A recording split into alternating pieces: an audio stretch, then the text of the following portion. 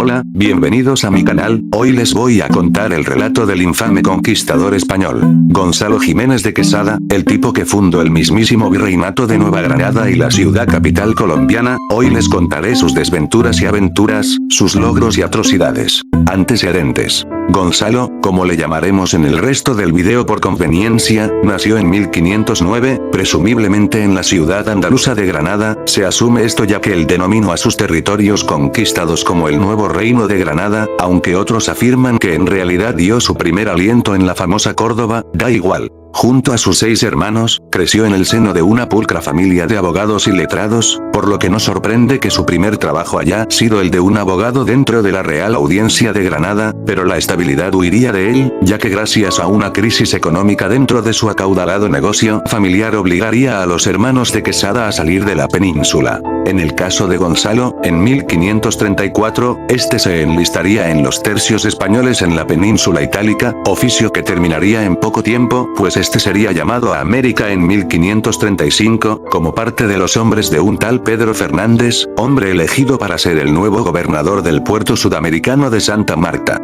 El inicio. Tan solo 3 meses después de su llegada, en 1536, con su cargo de teniente de gobernador para administrar la justicia, organizó una expedición al interior de las tierras colombianas, siguiendo el curso del cercano río Magdalena, con las intenciones de llegar al Perú, territorio del que se hablaba mucho por su conquista por parte de Francisco Pizarro hace un par de años, 1532. Su idea no fue original, ya que mucho antes habían intentado surcar fallidamente por el peligroso río Magdalena, gracias a historias de intérpretes que contaban rumores acerca de tierras y tribus muy ricas río arriba. El gobernador Fernández de Lugo puso a Gonzalo como teniente general de la expedición propuesta, ahora al mando de 600 infantes, 80 jinetes y 200 hombres a bordo de 7 bergantines. Empezaría su sanguinolenta odisea, en compañía de su hermano, Hernán Pérez de Quesada. La expedición.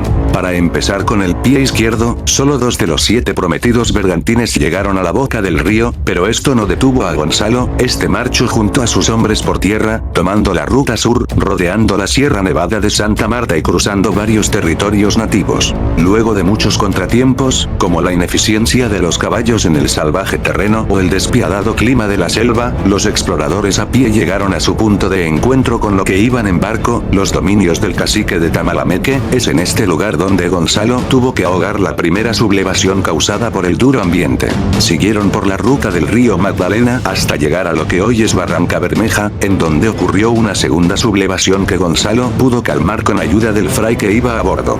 Más adelante, se descubrió el río Opón y un nuevo tipo de sal andina muy diferente a la sal marina que se consumía en Santa Marta. Esto no solo levantó los ánimos, sino que guiaría a Gonzalo a un descubrimiento mucho mayor, pues, al preguntar a los nativos por aquella sal, esto les respondieron que esta era vendida por comerciantes provenientes de un país muy grande y rico, lo que motivaría a Gonzalo a adentrarse a territorio más montañoso y difícil, por el río Opón, para buscar el origen de la exótica sal. Los Muisca. Después de tanto, los expedicionarios quedaron reducidos a tan solo 174, todos, junto a los caballos, flacos y enfermos, incluso hasta desnudos, pero no todo eran malas noticias, ya que ya habían llegado a las más habitables tierras de la Confederación Muisca. El altiplano, con su clima más templado, hizo que los aventureros recuperaran la salud y los ánimos. Las tierras muiscas ciertamente eran alienígenas a comparación de todos los territorios ya explorados, estaban densamente habitados por gente bien vestida que hablaba una lengua desconocida. Ya para este punto habían pasado 3 duros años de expedición, y los españoles no habían celebrado una misa desde que salieron de Santa Marta, por lo que el fray Domingo de las Casas decidió complacer esta necesidad de sus compañeros, mandando a construir un altar, así celebrándose la primera misa de la Nueva Granada. Se dice que los indígenas quedaron impactados por el marchar de los caballos europeos, unos huyeron, otros se asombraron y otros cuantos atacaron a los soldados ibéricos. Las bestias de carga españolas sacudieron el mundo de aquel país indio. Después de calmarse, varios nativos empezaron a darle regalos a los extranjeros, aunque esto no significó que todo fuera a ser un camino de rosas, pues el líder Sipa Muisca, llamado Tisque Susa, apodado como el Bogotá por los hispanos, ya había oído noticias de los invasores, pues empezó comenzó a enviar espías y luego guerreros huechas para intentar expulsar a los extraños. Pero no todos los poderosos del país muisca lo querían muerto a él y su tripulación. De hecho, tuvo alianzas con varios caciques regionales, como el de Suba, el de Tuna o el de Guacavita, el cual le ofreció un joven sirviente recordado hoy como Gonzalo de Huesca. Otras experiencias con los nativos fue la de la celebración de Semana Santa en la gran población de Chía, después de ganar otra batalla contra los temibles soldados huechas. Los españoles, después de descubrir el Valle de los Alcázares y Gonzalo denominar los territorios descubiertos como Nuevo Reino de Granada, permanecieron unos cuantos días en los territorios amigables de Suba, disfrutando de los regalos de su cacique. El cacique murió antes de que los hispanos recontinuaran su trayecto según algunas fuentes, pero otra versión dice que este murió después de la caída del líder supremo de los muiscas. Para no enrollarnos, mejor vamos a continuar. Después de abandonar Suba, los españoles se dirigieron a Muicuitá, en donde residía el famoso Bogotá, pero este ya se había ido hace mucho. De ahí, sabiendo de la llegada de los extranjeros, ahora escondiéndose en el palacio de Facatativá.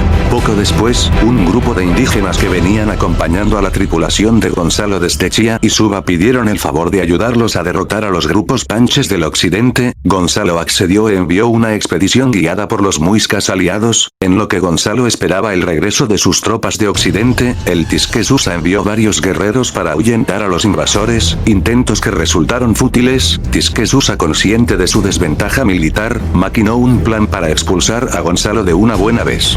El Bogotá envió a una docena de sus hombres a engañar a los españoles. Estos hombres dijeron que habían sido mandados por el cacique de Chocontá, con muchos regalos, como esmeraldas y comida. Los españoles se interesaron por las piedras preciosas y se desviaron del camino, mientras que Tisque Susa ya había enviado por adelantado un mensajero al verdadero cacique de Chocontá para informarle del plan. Al llegar se celebró la Pascua de Pentecostés. También ocurrió el suceso de que más de 40 hombres entraron en un estado fugaz de locura después de haber consumido comida envenenada con una planta alucinógena. Esto fue hecho por varias mujeres de Chocontá que no se querían entregar a los invasores. Luego de que los enfermos se recuperara, se decidió por partir de camino a las minas de Somondoco, pues se sabía de que era ahí donde se originaban las esmeraldas descubiertas. Los europeos fueron informados de que Solomonco era una tierra que carecía de los recursos que se necesitaban para sustentar a todas las tropas del general Gonzalo, por lo que solo fue una pequeña expedición al lugar que regresó con las piedras preciosas deseadas. Esto fue incentivo para enviar otra expedición desde el pueblo donde los españoles se había asentado, Turmeque, expedición que fue interrumpida pues, en una parada en lugar llamado Isa. Los ibéricos se enteraron de un poderoso cacique llamado Tundama, quien se opondría ferozmente al avasallamiento español a futuro.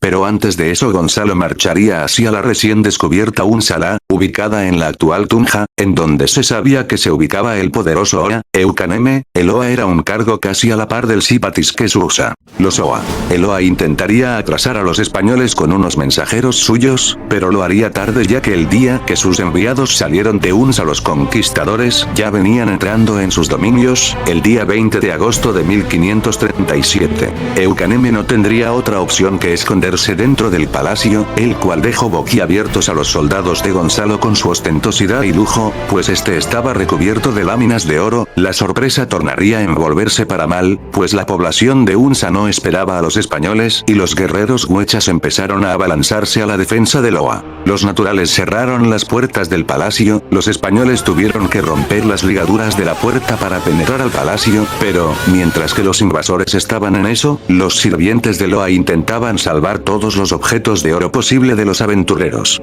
Al romper las puertas, bien armados y pasando por la multitud de sirvientes atemorizados, entraron en la casa más grande y vistosa del lugar. Ahí, encontrándose a Loa, los acompañantes de este gritaron de indignación al ser tocado como si nada por Gonzalo, y los soldados tuvieron que contener una multitud indignada a las afueras del bohío, pero estos no sabían que había sido timados, pues al que estaban capturando era en realidad el primo de verdadero Oa. Este impostor tenía el nombre de Quiminsa. Eucaneme, el verdadero Oa, salió de su escondite hasta que se sintió seguro. A pesar que buena parte de las riquezas habían sido escondidas por los muiscas, la cantidad de oro obtenido fue inmensa. Luego de dejar prisionero al que los españoles creía que era el Oa, fueron así a la ciudad de Suamox, en donde tenían noticias de bastantes riquezas. Por el camino trataron de capturar al cacique Tundama, pero este escapó. Al llegar a su destino Gonzalo, después de vencer a una fallida defensa indígena, España, se encontró con el Templo del Sol, no se pudo contener la avaricia de los soldados y este templo quedó trágicamente incinerado por el descuido de los saqueadores con las antorchas. No contentó con esto, se marchó inmediatamente al Valle del Neiva, por las mismas razones que los guiaron a Suamox. Lo que los ibéricos no se esperaban fue un ataque por parte del Tundama, que comandaba un ejército enorme que casi acaba con el general Gonzalo, pero al final el andaluz salió victorioso, armaron un cuartel en el pueblo de Suesca y prosiguieron a continuar la marcha hacia el Neiva, lo cual fue contraproducente pues la expedición fue no más que un desastre que los obligó a volver al altiplano. La caída de los reyes. Al regresar a la sabana de Bogotá, gracias a su hermano Hernán, Gonzalo se enteró del paradero del gran Zipa Tisquesusa en el palacio de Facatativá, e inmediatamente organizó un ataque sorpresa por la noche en el cual el gran líder murió en un penoso intento de escape, pues un confundido soldado de Gonzalo lo mató sin saber que él era el gran señor de los muiscas. Esto causó una lucha de sucesión entre el hermano del Tisquesusa, Sigipa, quien tenía apoyo del pueblo y quería batallar a la invasión, y el legítimo heredero político Chiaisaque, quien tenía apoyo de la nobleza y quería la paz con los españoles. Al final y con las dificultades Sagipa lideraría un ejército contra los hispanos que provocarían importantes pérdidas entre las tropas de Gonzalo, aunque tuvo que ponerle una pausa a su guerra contra el general de Quesada pues el pueblo panche no se le ocurrió mejor idea que lanzar otro ataque en contra de la confederación. Sagipa tuvo que reajustar sus objetivos pues los panches atacaban ferozmente y quemaban todo a su paso, se vio tentado a pedirle ayuda a los invasores que juró derrocar, ahora con un enemigo en común, guerreros huechas y tropas hispanas lucharon para someter a los terribles panches. Tras la victoria conjunta, españoles y muiscas fueron a la población de Bojacá para celebrar la derrota de los panches, pero en este festivo ambiente Gonzalo sería consumido por la codicia y guiado por esta cometería una traición que lo volvería infame, pues decidió hacer prisionero al Zipa Sagipa, pues tenía sospechas de que sabía dónde se encontraba el tesoro que fue escondido cuando mataron al Bogotá. Gonzalo le exigió a su ex aliado que llenara una hoz completa de oro hasta el techo, cosa que Sagipa no pudo cumplir. El hermano de Tisquesusa moriría a los pocos días. Santa Fe de Bogotá. Gonzalo, ya habiendo decapitado el gobierno muisca, quiso ir a la metrópoli peninsular para reclamar sus conquistas, por lo que tuvo que fundar la capital de su nuevo reino, eligió una pequeña zona despoblada y protegida por los cerros de Oriente para asentar a los españoles que se iban a quedar en el territorio extranjero, tomó esas tierras en nombre del rey y fundó ahí Santa Fe de Bogotá, con tan solo unas 12 edificaciones para asentar a sus conquistadores. Gonzalo dejó a su hermano a cargo y bajó el Magdalena con intención de volver a España, pero en medio del camino obtuvo la noticia de que el capitán Lázaro Fonte lo quería denunciar al rey por un supuesto fraude con las esmeraldas obtenidas. El general dio la vuelta para arreglar el asunto, irónicamente, fue Lázaro el que terminaría denunciado por fraude con las esmeraldas por otro soldado, que lo vio adquiriendo una gran gema.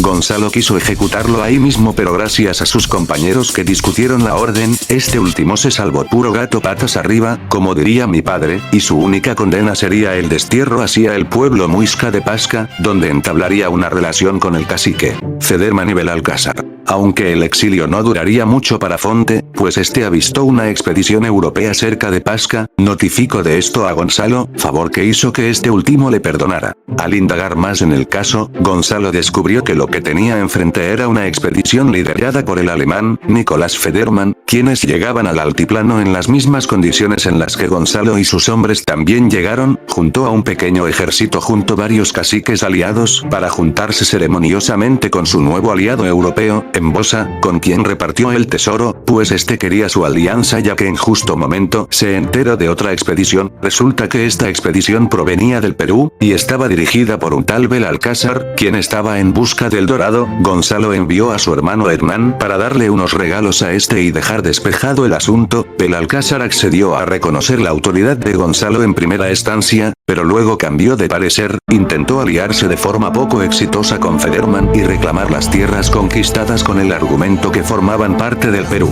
Ni Federman ni Gonzalo cedieron ante las peticiones de Belalcázar, por lo que los tres conquistadores entraron en alargadas conversaciones que finalmente terminaron en un solo acuerdo, en el que se delimitaría las conquistas de cada hombre, el territorio dado al nuevo reino de Granada y al Perú, el destino de los soldados y el primero al mando durante la ausencia de Gonzalo, quien iría a la metrópoli a oficializar su poderío. Este nuevo mando temporal vendría de parte de su mismísimo hermano, Hernán. Ocaso. Gonzalo no tuvo éxito en obtener tener el dominio de todas las tierras conquistadas, pero sí obtuvo el honor de ser nombrado gobernador del Dorado.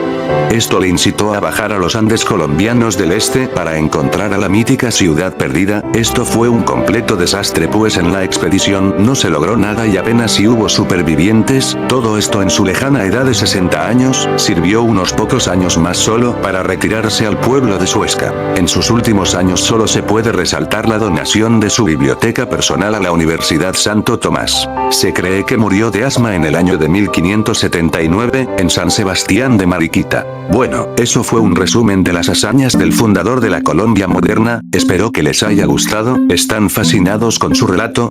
¿Qué piensan del fundador de Bogotá? ¿Saben más cosas acerca de él?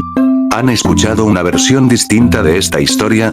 Claramente fue un tipo que hizo grandes acciones, pero que también se dejó consumir por la avaricia en varios momentos reprochables. Alguien fascinante sin lugar a dudas. Espero que hayan disfrutado del video como a mí me gustó resumir su artículo en Wikipedia. Todos mis méritos se los doy a aquella página web. Les recomiendo que se lean su artículo por cuenta propia para descubrir más detalles. Si ven alguna falta en este video díganmelo sin miedo, me encantaría crecer como creador. Planeo hacer mi próximo video acerca del Imperio Quiché, gran nación de mi natal Guatemala. Hago video cada que tengo tiempo libre. Hasta entonces, nos vemos.